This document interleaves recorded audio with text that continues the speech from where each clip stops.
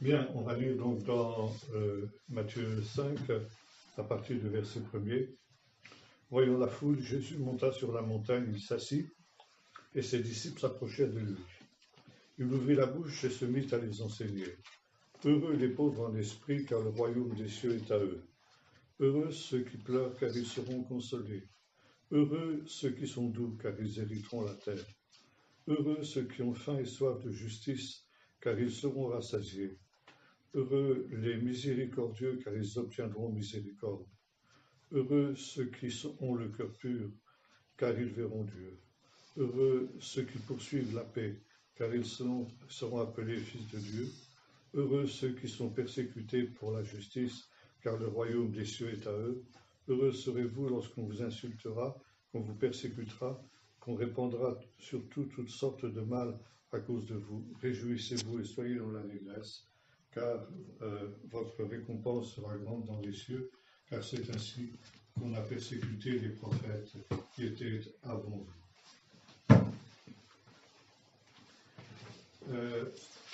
C'est un texte qui est tout à fait important parce qu'il nous montre ce qu'est l'essentiel finalement du message de Jésus. C'est aussi un texte très mal compris parce que il y a des problèmes de traduction là aussi qui sont souvent sous-estimés si en particulier on ne traduit pas ces textes en hébreu.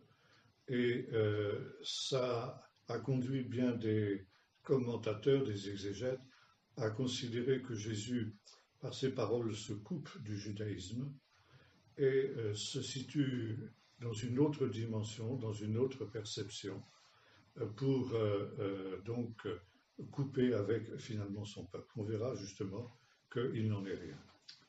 Le premier point sur lequel je voudrais m'arrêter, c'est sur la traduction du mot heureux. En grec, cela se dit makarios, ce qui signifie de fait heureux. Mais si on veut traduire en hébreu, ça se dit osher, asher, osher.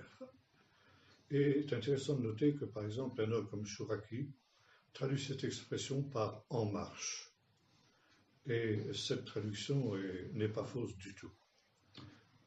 Osher, c'est aussi un mot qui signifie la richesse. Et là, on est dans une espèce de paradoxe, parce que Jésus dit « Combien sont riches ceux qui sont pauvres en esprit ?» Voilà comment on pourrait traduire la première des béatitudes.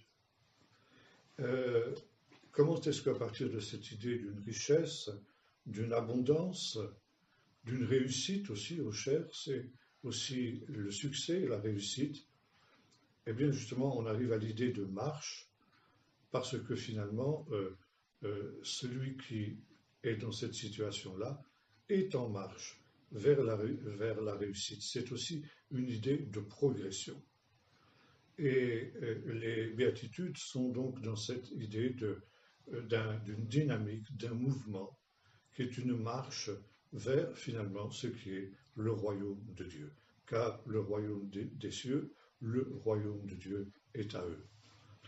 On trouve cette expression aussi dans d'autres textes de l'Écriture, par exemple dans le texte des Proverbes 31, où il est question de la femme vertueuse, n'est-ce pas ? Heureux celui qui a donc une femme comme celle-là, c'est aussi donc la même idée que celle que nous trouvons dans notre texte. On trouve ça aussi dans d'autres textes de la Bible, cette idée d'une progression vers quelque chose qui est un épanouissement, un accomplissement, une bénédiction, une richesse spirituelle, et Matthieu va le souligner, éventuellement aussi, évidemment, la pauvreté dont il est question, notamment chez Luc, est une pauvreté aussi matérielle. La première des béatitudes a évidemment été celle qui a fait couler le plus d'encre et de salive, notamment à partir de cette expression « les pauvres en esprit ». Qu'est-ce que ça veut dire, les pauvres en esprit? On a eu déjà l'occasion plusieurs fois de dire, avec le professeur Flusser, qu'on trouve cette expression dans les textes de Qumran, dans les hymnes de Qumran, où cette expression pauvre en esprit s'oppose, par exemple, à une autre expression, les cœurs endurcis. Être pauvre en esprit, c'est être exactement aux antipodes de cette attitude tout à fait négative qu'on trouve aussi dans l'Écriture, avoir les cœurs endurcis. Avoir le cœur endurci, c'était la démarche du Pharaon, c'était la démarche de tous ceux qui se détournent de Dieu, notamment dans le livre des psaumes. Et c'est aussi le fait que Dieu, quand l'homme endurcit son cœur, va aussi endurcir le cœur de l'homme. Ce qui le prive de la bénédiction de Dieu, ce qui le prive de cette marche, de cette poursuite vers la richesse et le bonheur. L'expression qu'on trouve à Qumran est la suivante, Anié Rouar. Donc ça se traduit effectivement littéralement par pauvre en esprit. Et le texte nous dit ceci, un texte nous dit ceci, quiconque est Anié Rouar, pauvre en esprit, fait en sorte que la Shrina, la présence de Dieu, règne sur l'homme et sur le monde. Ce sont les pauvres en esprit qui manifestent la présence de Dieu, en quelque sorte, dans le monde. Et cette expression très riche à Qumran, elle a de très nombreux sens. D'abord, évidemment, c'est quelqu'un qui est conscient de ses limites et qui ne cherche pas à aller au-delà de ses limites. Autrement dit, c'est exactement le contraire de l'attitude actuelle qui est l'idéologie de notre temps, où l'homme doit s'affranchir de toutes les limites. Limites qui sont celles de la nature, donc maîtriser la nature par tous les moyens, au risque d'ailleurs de la violer, refuser sa condition d'homme, sa condition d'être fini, rechercher à devenir un homo deus, un homme Dieu, et donc s'affranchir aussi des limites de la morale, de ce qui est religieux, bref, tout ce qui met une limite à ce que l'on considère comme appelant à la liberté de l'homme, en fait, ce qui n'est pas une liberté, qui est une autonomie de l'homme. L'idéal du pauvre en esprit, tel qu'on la trouve et dans les évangiles et à Qumran, va exactement aux antipodes de cette attitude, qui est celle justement du monde moderne. Donc, qui nous pousse à nous affranchir de toutes les limites et de tout ce qui pourrait nous ramener à une condition humaine authentique. Justement, être pauvre d'esprit, c'est assumer cette condition humaine et finalement être aussi en marche parce que justement, il y a un idéal qui est devant nous. Et cet idéal, il faut s'efforcer de l'atteindre. On est en marche, on n'est pas encore véritablement ces justes qui sont évoqués justement dans les béatitudes, mais on est appelé à être en marche vers cette réalité-là. Être pauvre en esprit, c'est aussi se reconnaître comme étant une créature de Dieu, ce qui est aussi quelque chose que le monde moderne rejette et refuse.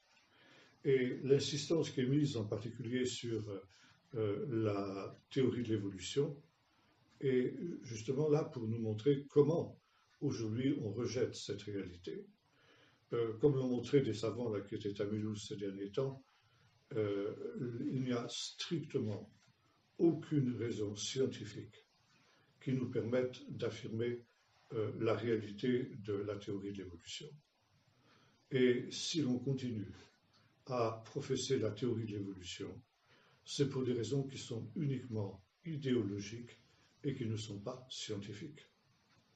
Et pour ce faire, parce que justement, cette théorie est tellement grotesque, tellement puérile, alors on est obligé de la vendre, je mets entre guillemets, avec un renfort de publicité sans précédent. Et on arrive même à ce stade où on est en train de rétablir dans notre société, dans bien des domaines, le délit d'opinion, c'est déjà fait.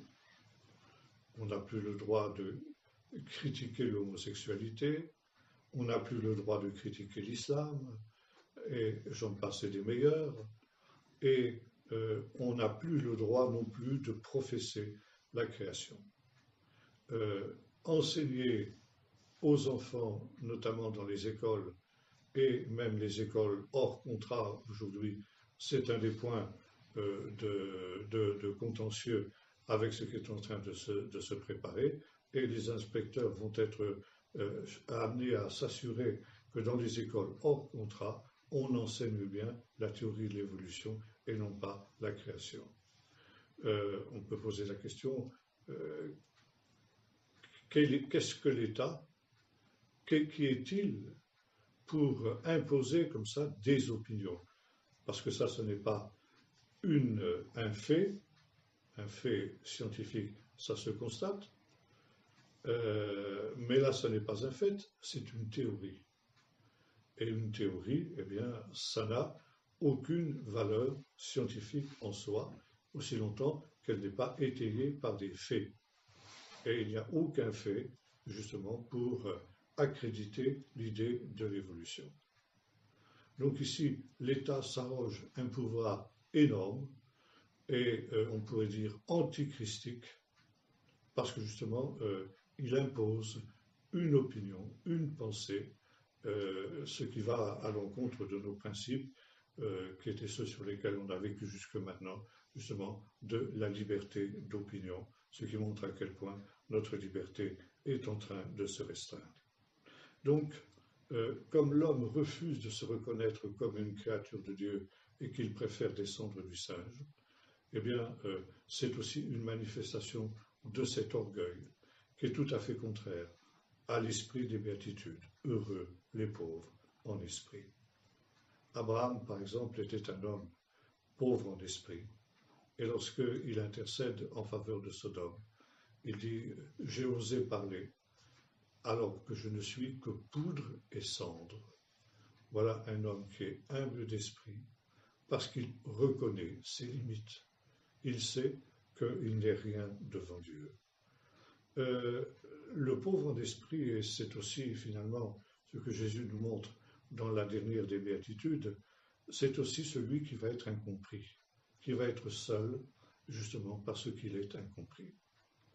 Et il est bien évident que dans la génération dans laquelle nous nous trouvons, avec toutes ces dérives que nous avons évoquées, eh bien, ceux qui veulent garder justement cette ligne qui est celle de l'esprit des béatitudes, s'exposent ipso facto à devenir rejetés, incompris et aussi donc solitaires. Éventuellement, cela peut aller aussi jusqu'à la pauvreté matérielle, puisque finalement le livre de l'Apocalypse nous montre que ceux qui ne professent pas les doctrines de l'Antichrist, eh bien, ne peuvent plus ni acheter ni vendre.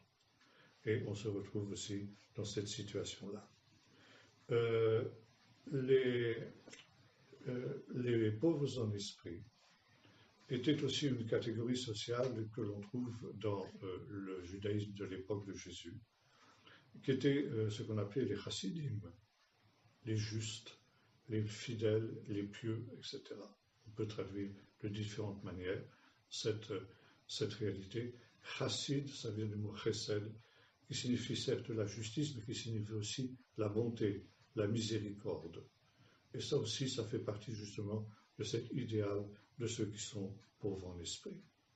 On a déjà cité quelques-uns de ces chassidim, d'ailleurs, il nous est dit que Zacharie et Élisabeth étaient aussi, si on veut traduire en hébreu, ils étaient chassidim devant Dieu.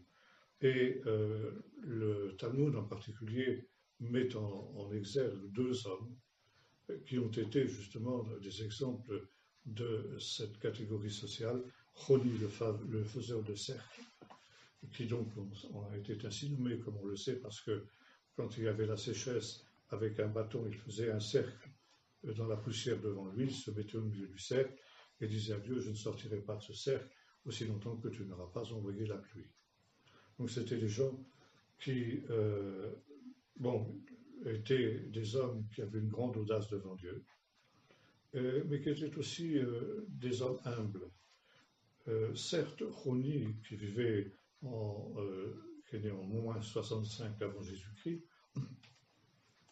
était quelqu'un qui dérangeait beaucoup, mais finalement, comme on le voit dans le Talmud, qui était aussi respecté. Le même Talmud nous dit qu'il avait 2 petits-fils, qui étaient à peu près contemporains de Jésus, et qui eux aussi avaient des dons de guérison. Et il nous est dit que l'un de ces 2 fils de Roni se cachait souvent, tellement il était humble. Le fait justement qu'ils étaient chassidim était le fait qu'ils recherchaient le bien des autres et non pas justement leur bien. Et on retrouve ici effectivement l'idéal qui est celui des béatitudes. Un autre chassid qui était évoqué dans le Talmud, c'est Hanina ben Dorsa, qui était à peu près contemporain de Jésus. Il était en délicatesse avec un des grands rabbins pharisiens qui était Rabbi Yochanan ben Zakkai, mais en même temps, il était proche de Gamaliel. Ce qui montre que Gamaliel aussi était un homme, comme on le voit dans l'Évangile, un homme charitable, un homme affable, un homme ouvert. D'ailleurs, il était le petit-fils de Hillel, l'Ancien, et il avait gardé quelque chose aussi de cette dimension-là. Et Hanina, comme Gamaliel, étaient des gens qui privilégiaient beaucoup dans leur enseignement ce qu'on appelle en hébreu derer haaretz, ça veut dire littéralement, si on traduit littéralement, le chemin de la terre, et c'est finalement qui est tout un genre d'enseignement et de littérature dans la littérature rabbinique qui tourne autour de la question suivante, comment être agréable à Dieu et aux hommes. Et ça, c'était donc le but de ces 2 hommes qui étaient très différents l'un de l'autre. Gamaliel était un homme qui avait une grande connaissance, mais Hanina était quelqu'un de beaucoup plus humble, de beaucoup plus simple. Mais ce qui était important pour eux, c'était justement cette affabilité qui faisait qu'on était accepté d'abord de Dieu et ensuite des hommes. Donc des relations qui étaient fondées sur l'humilité, le don, l'amour, ce que effectivement on appelle en hébreu chesed, donc d'où le mot chassidim. Et le Talmud nous dit que à cause de Hanina, quand Hanina était dans une ville, les démons étaient obligés de s'enfuir. Les démons ne supportaient pas la présence de cet homme. Et d'ailleurs, Jésus rend témoignage qu'il y avait des gens de son temps qui, eux aussi, chassaient des démons. Il dit, si cela se produit, eh bien, c'est que le royaume de Dieu s'est approché de vous. Et les disciples lui feront le reproche, disant, mais il y a des gens qui chassent des démons qui ne sont pas avec nous. Jésus dit, mais laissez-les, parce que si ils chassent les démons, c'est que en fait, ils sont avec nous. Et donc, ce sont des gens qui sont acceptables. Maintenant, les chassidim considéraient que le temps de la prophétie était passé, le Saint-Esprit était retiré au ciel, et ils ne se considéraient pas, à cause de ça, comme des prophètes. Et ça aussi, c'était une attitude d'humilité. La première des béatitudes est à mettre en relief, en parallèle avec la 3e des béatitudes, celle des anavim. Alors, anavim, ça se traduit heureux les anavim, car ils posséderont la terre. Anavim, ça se traduit par les humbles ou aussi par les doux. C'est une notion qui est proche des Aniérouars. Et notamment, c'est une expression qu'on trouve aussi dans Ésaïe 61, texte que Jésus citera dans la synagogue de Nazareth, dont il dit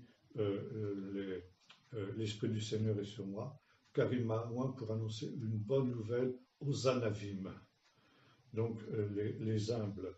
Et Jésus dira lui-même, beaucoup plus tard, Matthieu 11, verset 28, « Je suis doux et humble de cœur ». Donc c'est cette idée, cette même aussi idée qu'on trouve dans les béatitudes. Les anavim, il en est question aussi dans l'épître de Jacques, chapitre 1, verset 2, chapitre 3, verset 12, ce sont effectivement des gens qui peuvent être atteints aussi d'une pauvreté matérielle et qui sont opprimés, opprimés injustement. Mais le problème, c'est qu'ils n'ont pas suffisamment de force, n'ont pas suffisamment de moyens pour faire valoir leurs droits. Et par conséquent, ils sont écrasés par les forts et par les puissants.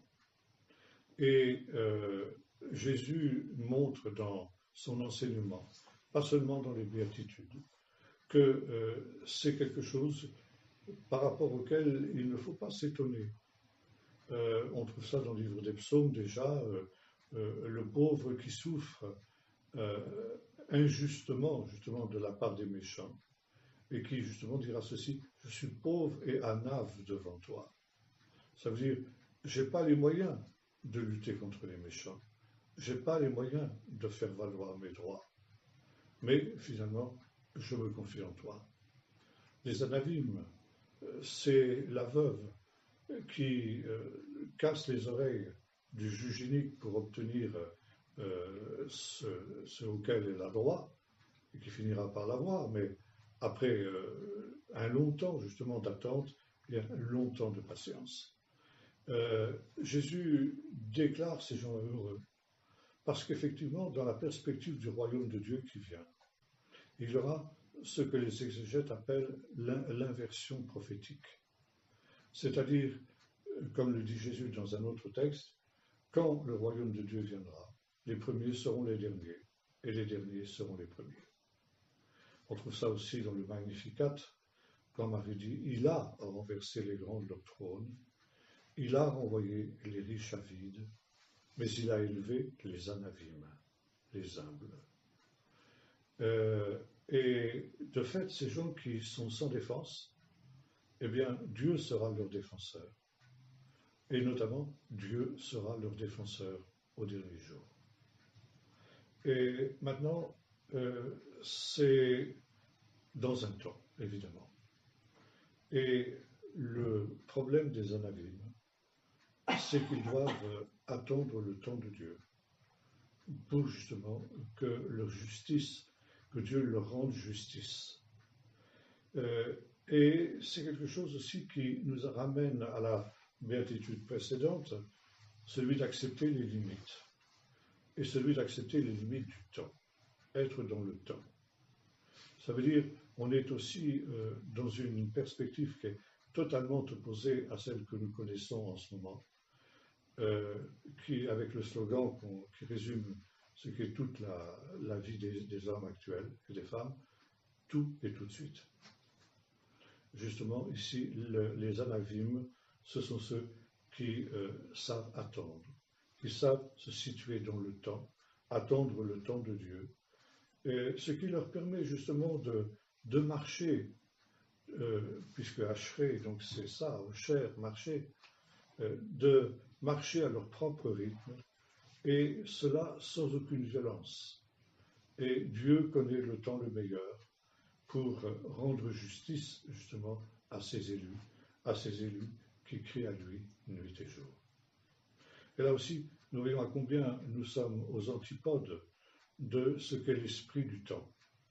L'esprit du temps qui nous pousse justement à avoir tout et tout de suite, et refuser d'être dans le temps, et en même temps de ceux qui sont aujourd'hui des sans-droits, et notamment la superclasse mondiale et ceux qui nous dirigent aujourd'hui sont exactement dans cette conception-là. C'est le darwinisme social, la loi du plus fort, que les plus forts mangent les plus faibles. C'est la doctrine de notre président de la République.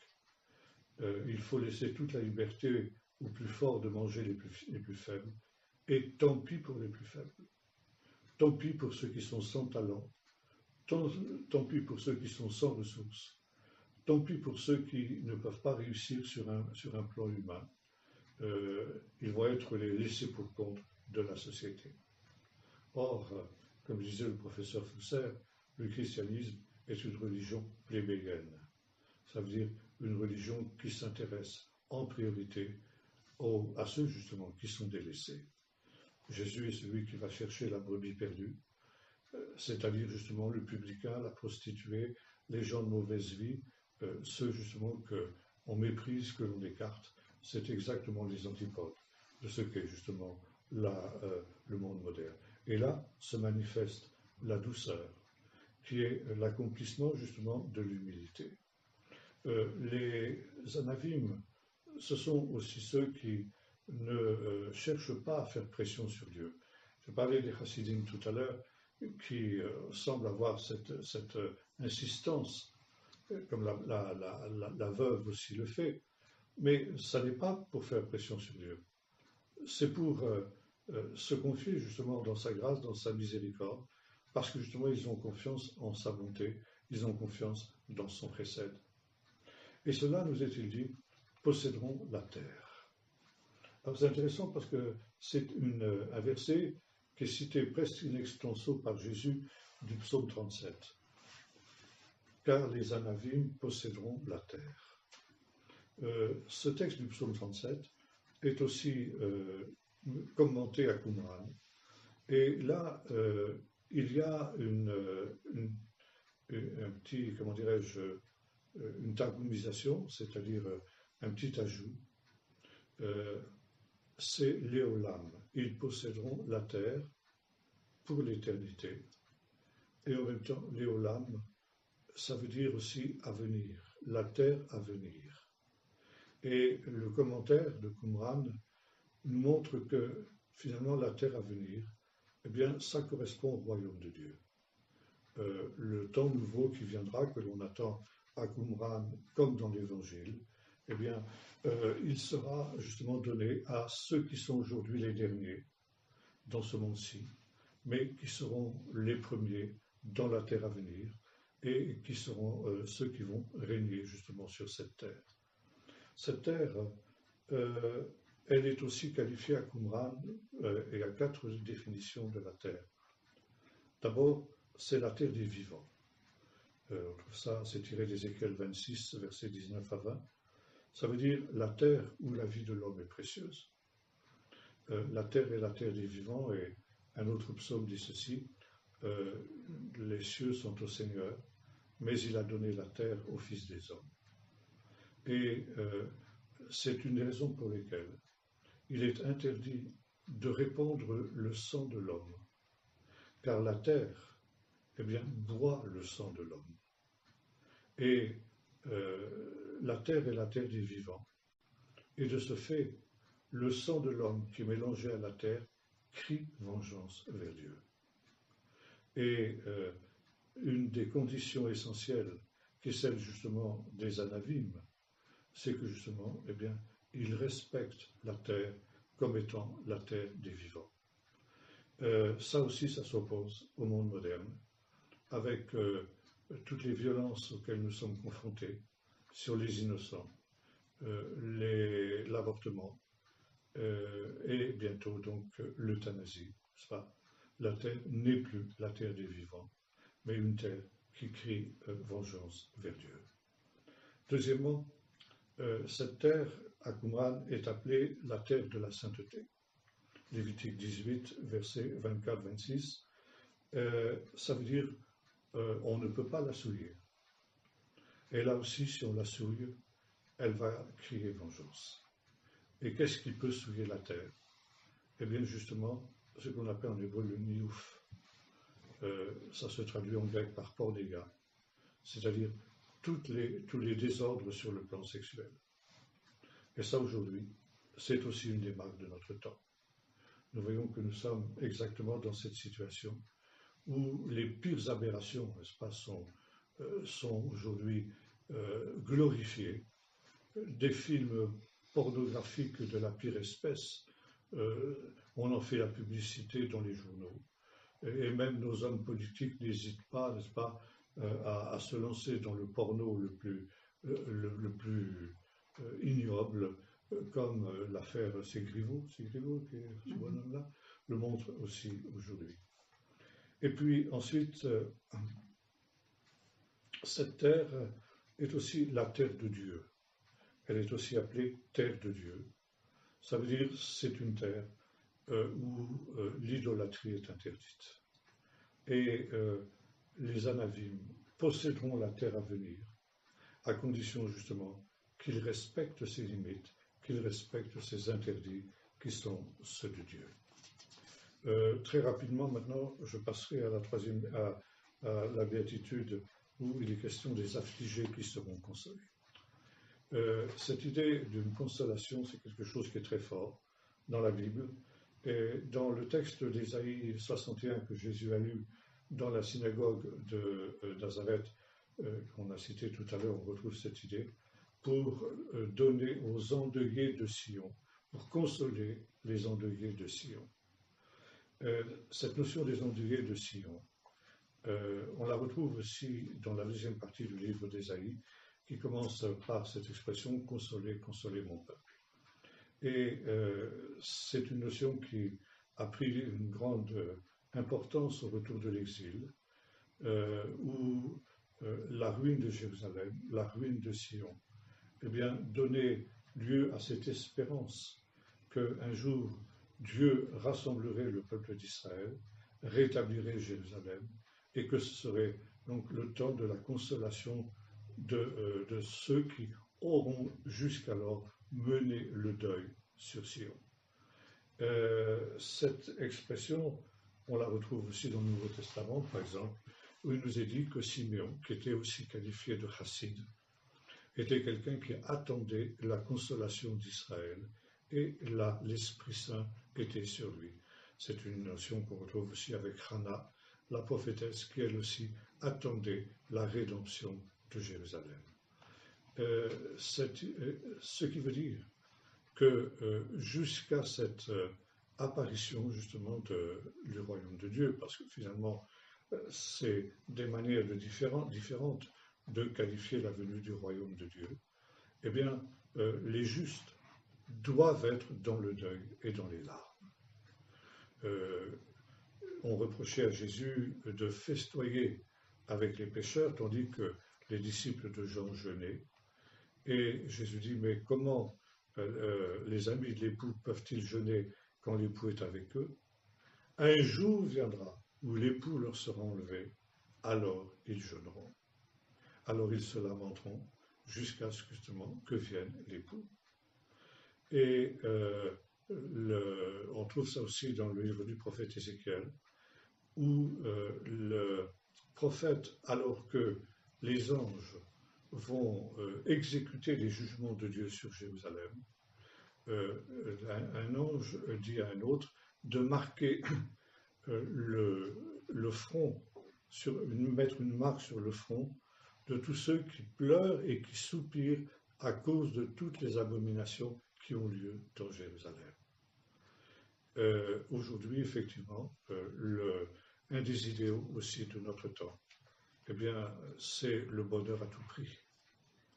Il faut s'amuser, il faut rire, mangeons et buvons, car demain nous mourrons. Et l'idéal grandiose qui est placé devant nous aujourd'hui, et notamment par notre gouvernement, n'est-ce pas,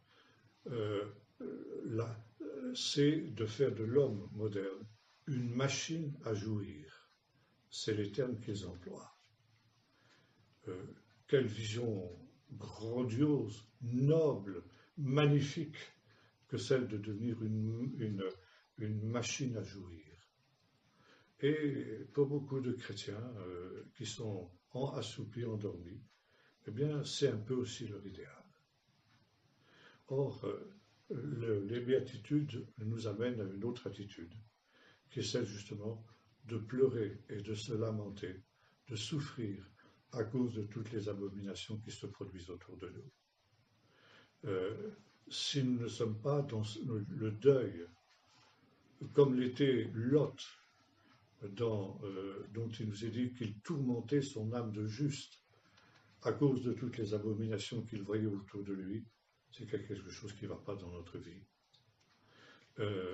Lorsque nous voyons justement ces abominations qui ont lieu autour de nous et dans nos églises, c'est quelque chose qui doit nous attrister, c'est quelque chose qui doit nous affliger, jusqu'au moment où le Seigneur dit, eh bien, un temps viendra, ce temps qui viendra à l'heure de Dieu, où ceux qui pleurent justement sur l'état lamentable de Sion, eh bien, seront consolés. Et Jésus dit que c'est pour cette consolation qu'il a été envoyé à la lumière des prophètes. Rapidement encore, les affamés de justice. La justice pour Jésus, c'est quelque chose, c'est aussi le chesed. Chesed, c'est la justice, mais c'est aussi la bonté, c'est aussi l'amour et c'est aussi la charité. Il n'y a pas de justice sans miséricorde, sans charité et sans bonté. Et cette justice pour Jésus, elle est définie justement dans la Torah. Et là, nous voyons que contrairement à ce que pensent beaucoup d'exégètes, Jésus ne s'est pas opposé à la Torah. Il ne fait que reprendre justement ce qui se trouve dans la Torah. Un psaume dit « La justice et la bonté se rencontrent. » Justice, bonté, vérité, tout ça, tu peux fermer peut-être, c'est une chose, c'est une seule et même chose. Et c'est quelque chose justement qui vient du Saint-Esprit. Et Jésus dira que au moment du baptême, il faut accomplir tout ce qui est juste, c'est-à-dire tout ce qui est prévu dans la Torah. Dernier point avant de conclure, ce qu'on appelle les antithèses. Quand nous lisons la suite du sermon sur la montagne, il y a 3 ou 4 fois cette expression « Vous avez entendu qu'il a été dit, mais moi je vous dis ». Et là, on dit, vous voyez, Jésus s'oppose au judaïsme de son temps. Il montre quelque chose qui rompt avec le judaïsme de son temps. Là aussi, il y a un problème de traduction. Vous avez entendu qu'il a été dit. Et si on retraduit en hébreu, ça ne donne pas « Ach ani omer lachem », mais « Ki ani omer lachem ». Ça veut dire « Car moi je vous dis ». Vous avez entendu qu'il a été dit, car moi je vous dis. Et Jésus ici ne remet pas en cause le commandement, il ne l'abolit pas, il l'explicite. Et c'est ce qu'il a dit d'ailleurs au début de son discours. Il dit « Ne croyez pas que je sois venu pour abolir la Torah et les prophètes. Je suis venu non pas pour abolir, mais pour accomplir. » En hébreu, ça se traduit par « lekayem ». Ça veut dire littéralement, dans le vocabulaire technique des rabbins, donner l'explication exacte du commandement. Vous avez entendu qu'il a été dit, voilà le commandement. Et maintenant, voici l'explication juste du commandement. Donc Jésus ne s'y oppose pas, mais il donne la véritable signification. Et par exemple, quand Jésus dit celui qui se met en colère contre son frère a déjà commis un meurtre, eh bien, il ne fait que reprendre aussi ce que l'on trouve dans bien des textes talmudiques, où il est question de ce qu'on appelle lachon hara'a, mal parler de son prochain, ce qui est contraire à ce derer haaretz, cette route de la justice qui était celle de Gamaliel et de Hanina ben Dorsa. Et le Talmud, par exemple, s'en prend à ceux qui ont été punis parce qu'ils ont eu un mauvais langage, lachon hara'a. Balaam, qui a donné ce mauvais conseil d'envoyer des filles prostituées dans le clan d'Israël pour les attirer au dieu des Moabites. Doeg, l'édomite, qui donc aussi a donné de mauvais conseils. Achitophel, le Giloni, qui a conseillé à Avshalom de poursuivre David. Et puis enfin Gehazi, qui est allé courir après Naaman pour obtenir ce dont il avait besoin. Donc ici, Jésus ne s'oppose pas du tout à ce qui a été prescrit. La non-résistance aux méchants, c'est une non-résistance aussi qui est finalement qui a une limite. Ça n'est pas la candeur, ça n'est pas ce qu'imaginait Hitler. Jésus a su se montrer violent à certains moments. il a même été jusqu'à prendre le fouet. Il a eu des propos extrêmement violents vis-à-vis d'un certain nombre de gens qui s'opposaient à ce qu'il pensait être l'image de Dieu. Maintenant, ce que Jésus a apporté de nouveau dans ce domaine-là, c'était l'amour inconditionnel de l'ennemi. Ça, c'est quelque chose auquel les sages d'Israël ne sont jamais arrivés. Et par exemple, Hillel l'Ancien disait « Ne fais pas aux autres que vous ne voudrez pas ce qu'ils te fassent », ce qui est déjà une bonne chose. Mais Jésus dit « Fais aux autres tout ce que tu voudrais qu'ils te fassent ». C'est-à-dire que là, on va effectivement beaucoup plus loin. Et Jésus dit « Vous avez entendu qu'il a été dit, tu aimeras ton prochain, mais tu haïras ton ennemi ». Alors si vous traduisez en hébreu, ça vous donne « Avta et re'echa, et sanita et sonecha ». Ça veut dire tu haïras celui qui te hait. Alors, on pose la question, mais aucun texte de la Bible n'enseigne une chose pareille. D'où vient justement cette expression « vous avez entendu qu'il a été dit aux anciens ». Là aussi, ça vient de Qumran. Les gens de Qumran, quand ils entraient dans la communauté, s'engageaient à aimer tous les fils de la lumière et à haïr tous les fils des ténèbres, tous ceux qui te haïssent. Donc ici, cette déclaration de Jésus est une déclaration anti-essénienne. Et c'était justement pour cette raison que Jésus n'était pas essénien, parce que justement, il avait une idéologie qui était entièrement contraire à celle des Esséniens, c'est-à-dire l'amour inconditionnel et positif, même des ennemis. Sonecha, en hébreu, ça peut aussi signifier le mal-aimé. Par exemple, Léa était haïe. Ça ne veut pas dire qu'elle était haïe positivement par son mari, mais elle était mal aimée par rapport à Rachel. Elle était dédaignée, moins aimée, etc. Et là aussi, donc, tu aimeras de la même manière, c'est le message de Jésus, tu aimeras de la même manière, même ceux qui, à tes yeux, sont moins aimables. Que peut-être tu ne vas pas haïr d'une manière positive, mais que tu aimeras certainement un peu moins. Alors, voilà, ici, très rapidement, on se rend compte que le message de Jésus dans le Sermon sur la montagne est tout à fait opposé à ce que nous vivons aujourd'hui dans notre société. C'est pourquoi, justement, c'est difficile aujourd'hui d'être de véritables disciples de Jésus. Et il y a un prix à payer, et Jésus le dit, et c'est la dernière des béatitudes. Heureux serez-vous lorsqu'on vous outragera, lorsqu'on vous méprisera, lorsqu'on vous persécutera, et qu'on dira toutes sortes de mal à cause de vous, à cause de moi, de vous. Réjouissez-vous et soyez dans l'allégresse, car votre récompense sera grande dans les cieux. C'est ainsi qu'ils ont persécuté les prophètes qui ont été avant vous. Vivre le sermon sur la montagne aujourd'hui, eh bien, c'est justement entrer dans cette lignée des prophètes, c'est accomplir une mission prophétique dans un temps où, justement, on a besoin de voir des signes prophétiques qui, comme le disait le prophète Ézéchiel, qu'ils écoutent ou qu'ils n'écoutent pas, ils sont en tout cas qu'il y a un prophète au milieu d'eux. Voilà, nous allons prier.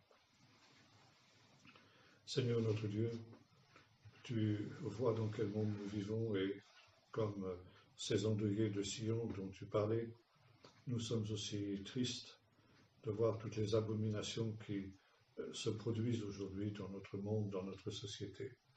Seigneur notre Dieu, nous réalisons aussi combien il est difficile de résister à cet esprit du monde, cet esprit de l'Antichrist qui s'oppose complètement à ton esprit, l'esprit à lequel aussi tu as donné ces paroles, Seigneur, que nous avons relues et méditées ce matin. Seigneur notre Dieu, nous te prions pour que tu nous aides à prendre notre croix, Seigneur, à renoncer à nous-mêmes et à prendre ce chemin. Seigneur, nous voulons nous mettre en marche. Seigneur, en marche vers ce royaume de Dieu, vers cette terre renouvelée, Seigneur, que tu promets à ces Anavim. Et Seigneur, déjà réaliser que si nous prenons ce chemin étroit et resserré, eh bien, nous sommes déjà achérim, riches d'une réussite qui est encore à venir, que tu manifesteras en ton temps, mais que Seigneur, dans le respect de ta souveraineté, nous voulons attendre jusqu'au moment que tu as fixé d'avance, que tu manifesteras et Seigneur, au cours duquel tu rendras justice à ceux qui ont faim et soif de justice et qui seront aujourd'hui, à ce moment-là, rassasiés.